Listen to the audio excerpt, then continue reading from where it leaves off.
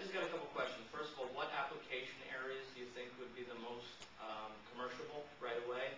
And other than the fine pharmaceutical intermediate and fine chemical industry in Hungary, and maybe some Cold War nano labs that are still left over, who would do the production work? Because we can't even get off the ground here almost. Okay. Unfortunately, we were misinformed. Oh. Perhaps for some of those same reasons.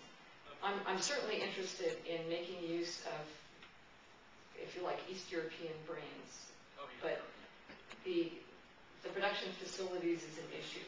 The two areas in which there's a lot of, not just talent, but I'd say development and knowledge, is despite a pretty dysfunctional healthcare system, medical research and systems, and things like imaging and cancer detection, looking for different light spectrum patterns that are generated by different kinds of cancer. And of course, software development, which is something where if you outsource to India, you get people who are good at writing code. If you outsource this is of course a horrible generalization, but it's mostly true. You get PhDs who are good at writing algorithms. It's not a coincidence that one half of Google was started by a Russian. So, but nanotech, they have a big outfit called Nano, but that's not really what it is. It's just a giant government organization that invests in startups, and I think the first two things it did were actually real estate. So maybe they were small buildings.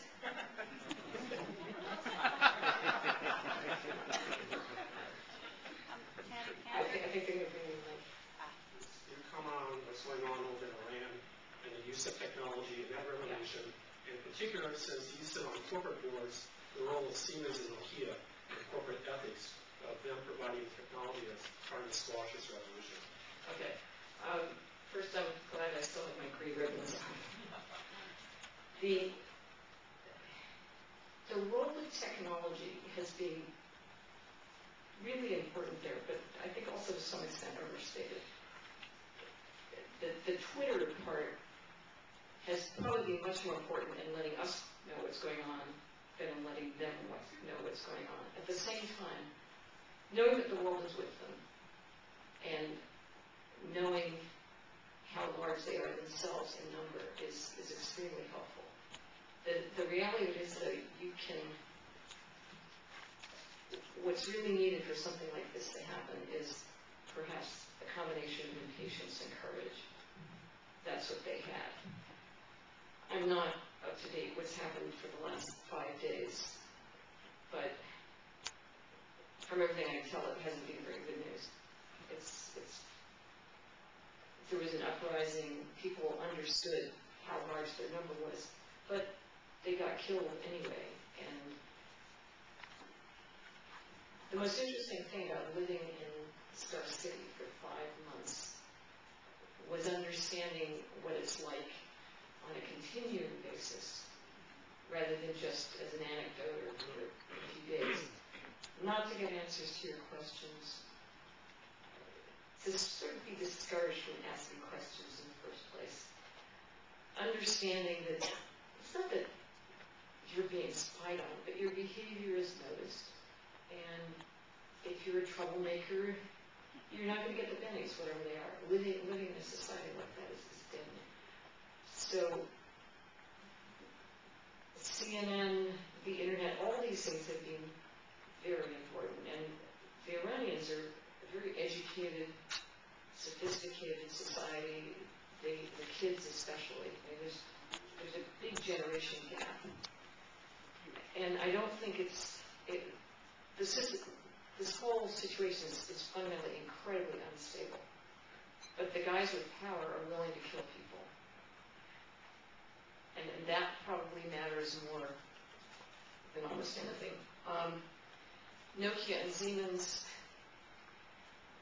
I don't, how shall I say, I would not want to sell stuff to the Iranian government. And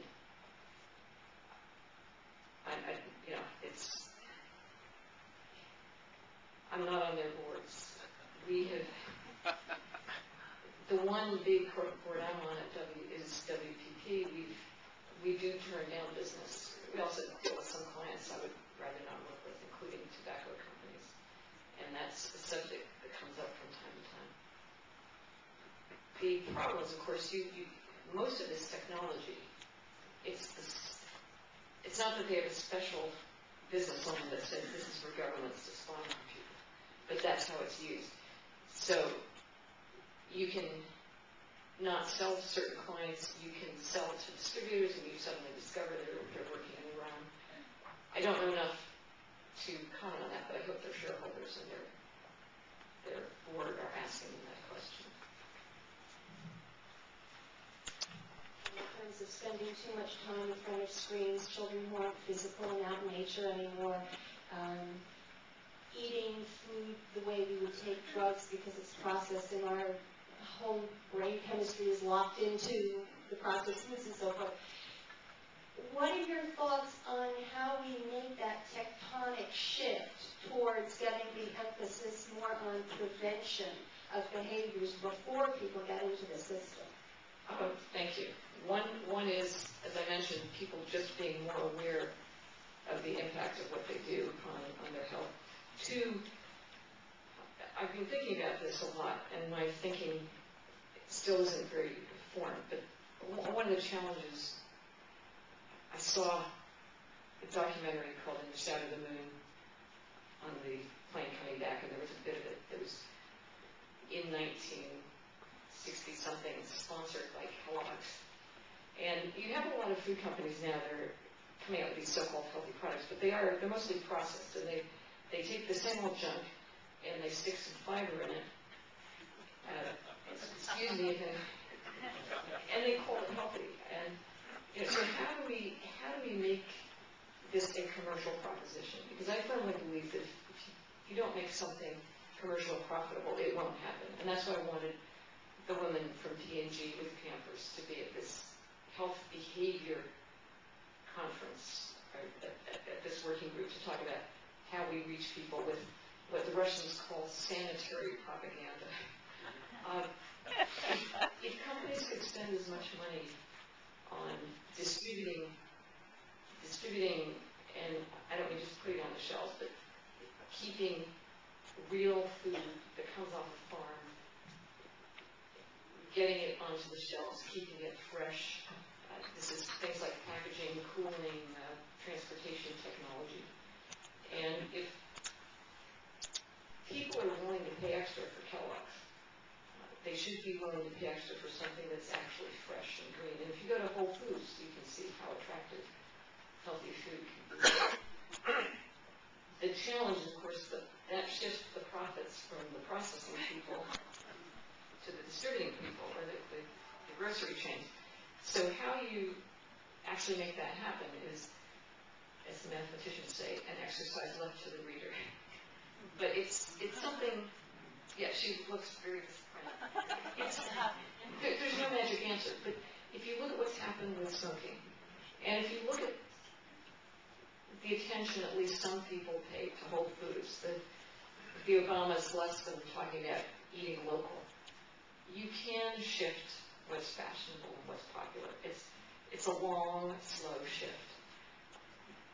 The other thing, and so it's something I'm trying to do. The other thing is, it's nice to see that some of the new video games are now involve physical motion. But in the end, there's nothing like sending your kids out into the garden to play.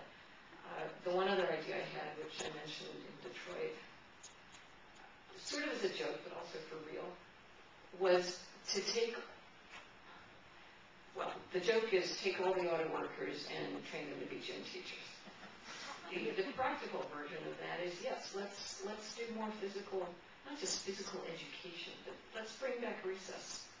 Let's bring back gym and all these kinds of things that many schools are dropping, partly because they're so concerned with no child left behind. Well, let's have a no healthy